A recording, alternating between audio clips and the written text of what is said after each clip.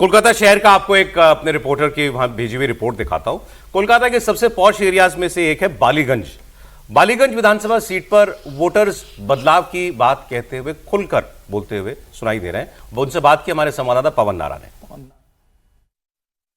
परिवर्तन के लिए वोट दे रहे हैं। अच्छा, आपका विषय ही परिवर्तन है। सर, किस विषय पे वोट कर रहे हैं? परिवर्तन।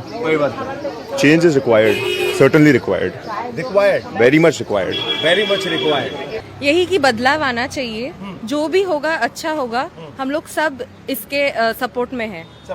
यंग वोटर है, फर्स्ट टाइम वोट है? नो, पहले कर चुके हैं। हम लोग यहाँ पे बहुत सालों से वोट दे रहे हैं और ये हमारा राइट है वोट देने के लिए, और जो भी होगा हम लोग अपने स्टेट के अच्छाई के लिए ही वोट दे रहे हैं।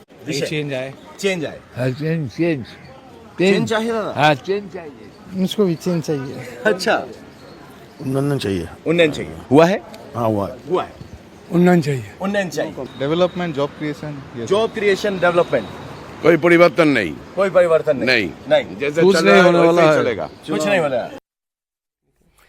तो आखिर वाले भाई साहब बड़े स्टर्न तरीके से उन्होंने कहा कोई परिवर्तन नहीं, जो चल रहा है वही चलेगा। बाकी ने कहा उन्नयन, डेवलपमेंट को भी परिवर्तन माना है या नहीं? डेवलपमेंट दोनों तरफ जा सकता है। डेवलपमेंट कोड वर्ड है। बंगाल में खुल के लोग अगर नहीं बोल रहे हैं कुछ तो खुल के, तो वहाँ पे डेवलपमेंट, नेशनल डेवलपमेंट, देश के लिए जो सही हो, वो सब परिवर्तन वो है। सब परिवर्तन के कोड सिनोनिम्स हैं। इसका मुझे आप कुछ डेमोग्राफी बता रहे थे बालीगंज की सीट की। देखिए बालीगंज जो है मोटा मोटी आप देखिए 161 नंबर कोलकाता में है, उसमें बिजनेस कम्युनिटी के लोग हैं, तो पॉश एरिया है। लेकिन वहां पे आपको जो अपर कास्ट जनरल वाले जो 40-41% हैं, उसके बाद बाकी ओबीसी, एससी और ये मिला के 5% हैं। 54% वहां पे मुस्लिम आबादी है। 54%। और वो हिंदी उर्दू भाषी मुस्लिम आप जिसे कहते हैं वो हैं। इसलिए बालीगंज, इसके बगल में चौरंगी, ये सब थोड़ा टफ एरिया है डेमोग्राफी के कारण। लेकिन ओवरऑल जो पूर्व बर्धमान है और जो सज्जन जी ने कही, बड़ी ठीक बात कही, इसको सुनना चाहिए। 70 से 80% हिंदू है जी। और मैं इसीलिए बार बार कह रहा हूं कि जो लोग कह रहे हैं ये दूसरा चरण कठिन तो है, क्योंकि भाजपा मतलब ताकत में है तृणमूल, लेकिन यहां भाजपा के पास बहुत गुंजाइश है। ये ठीक वैसे ही है जैसे हम कहते थे कि महाराष्ट्र में क्या करके कर लेगी, अच्छा उत्तर प्रदेश में कैसे इतनी सीटें ले लेगी, ये ठीक वैसा ही है। मुझे लगता है कि भारतीय जनता पार्टी को इस चरण में लाभ के तौर पर उनका जो गेन है वो बहुत जबरदस्त हो, 3 गुना तो मुझे कम से कम दिख रहा है। अब सोचिए 70-80% अगर हैं, और इसमें जो मतलब जो एससी की सीटें और एससी की आबादी देख रहा था वो भी बहुत ज्यादा है, बहुत ज्यादा है। 30% के आसपास उसमें एससी हैं।